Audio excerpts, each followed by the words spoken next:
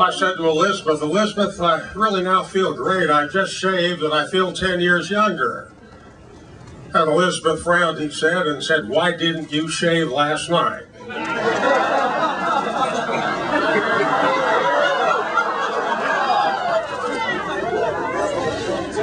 Bob then told me that Elizabeth was very angry with him because he complained about the cost of Viagra. He said, Arlen, you know they cost $10 a pill? And I said, Bob, how in the hell would I know about that?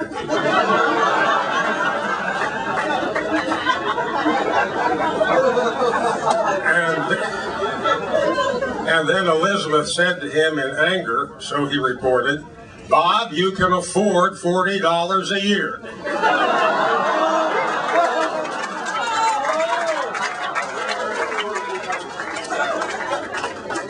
The early part of that settee is true. I called up a man named Milton Glickman, who's Dan Glickman's father, when he was 80 in Wichita, which is where I come from. And when I got back to Washington and reported it to Dan Glickman, Secretary of Agriculture and Congressman, he said, Arlen, my dad always embarrassed me so much in front of my friends. Now, this is a true story. Don't get many out of Washington. This is a true story. He said, my dad used to come out and say to my friends, you know, Dan's mother and I have sex almost every night. We almost have sex on Monday. We almost have sex on Tuesday.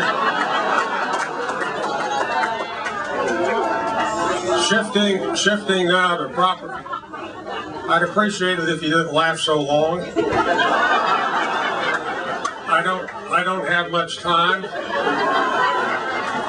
Loud is okay, but long is bad. Trent Lott was really despondent after the hurricane hit. Had a lot of property damage, but the thing he was most concerned about was that it destroyed his entire library. Both books. And Trent wasn't even finished coloring one of them.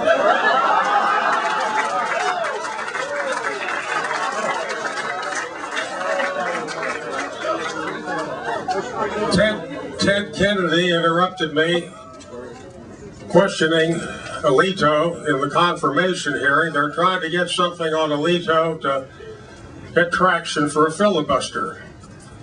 And I said, Ted, if you're really serious about this, why didn't you mention it in the hall a few minutes ago when we were talking, instead of trying to make a grandstand play in front of national television? Or why didn't you mention it in the Senate gym? But then Ted hasn't been in the Senate gym since the Johnson administration. It's not the Lyndon Johnson administration, it's the Andrew Johnson administration.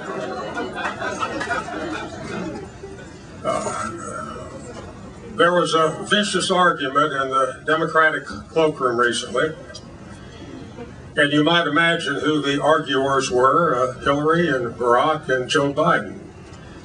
Finally, Biden got tired and he said, listen, I had a dream last night, and the Lord came to me, and he said, Joe, I hereby designate you as the Democratic nominee.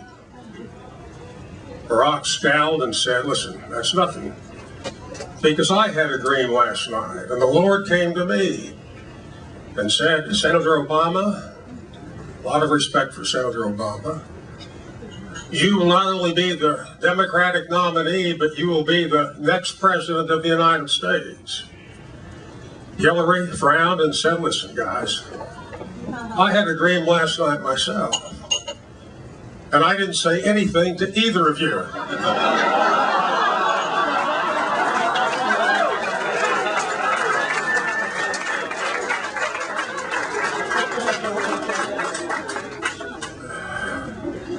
Now to the part I'm not too sure of, but I know this is all off the record.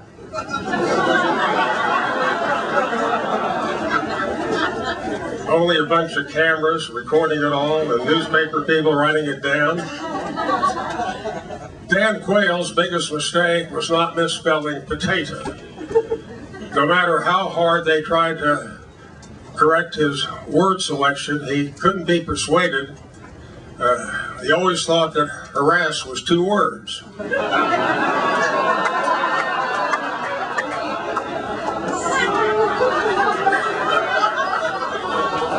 When I got to the Senate in 1981, Howard Baker was the majority leader, and he was lecturing us on negotiations. And he said the greatest negotiator of all time was Moses.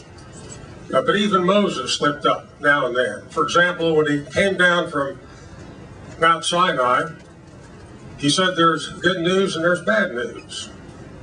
We got the number down to 10, but adultery's still there.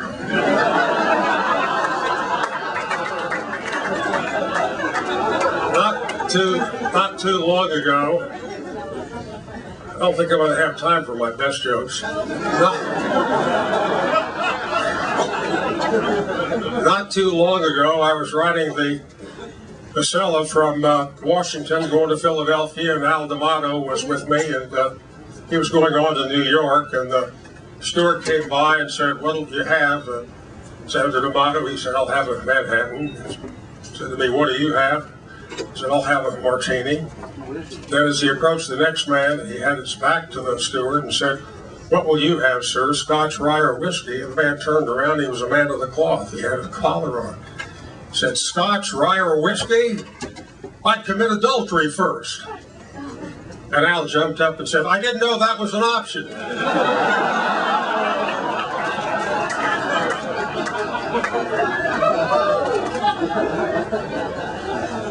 You're too raucous. I'm going to tell you a not-so-hot joke. I went to a fundraiser this morning with a pharmaceutical company. I go to fundraisers every morning, and it's a rare occasion when I can go out to have fun like this one without a fundraiser. And they were talking about how careful the pharmacists were. And they told a story about a woman who went into the pharmacy and asked the pharmacist for cyanide. And he looked up and said, "Lady, I can't sell you cyanide, it's deadly." So then she pulled out a picture from her purse and showed it to the pharmacist. And it was a photo of his wife and her husband in a compromising position. Pharmacist said, "Lady, I didn't know you had a prescription."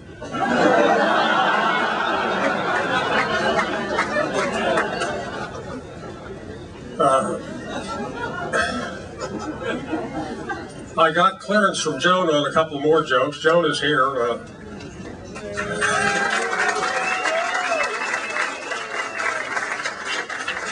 This is a story about a success version under the Americans with Disability Act.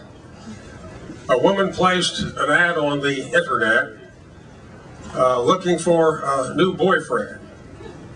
And she complained on the internet that she wanted somebody because all of her relationships had ended badly. One man beat her up, another man walked away from her, and she also wanted somebody who was good in bed, somebody really sexy.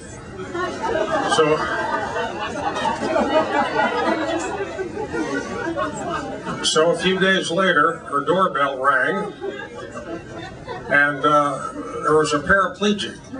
She said, "What are you doing here?" He said, "Lady, I'm answering your ad on the internet." I said, "I'm perfect for you. I don't have arms, I can't beat you up. I don't have legs, I can't run away from you." She said, "Yeah, but a critical part of it was sex." He said, "I rang the doorbell, didn't I?"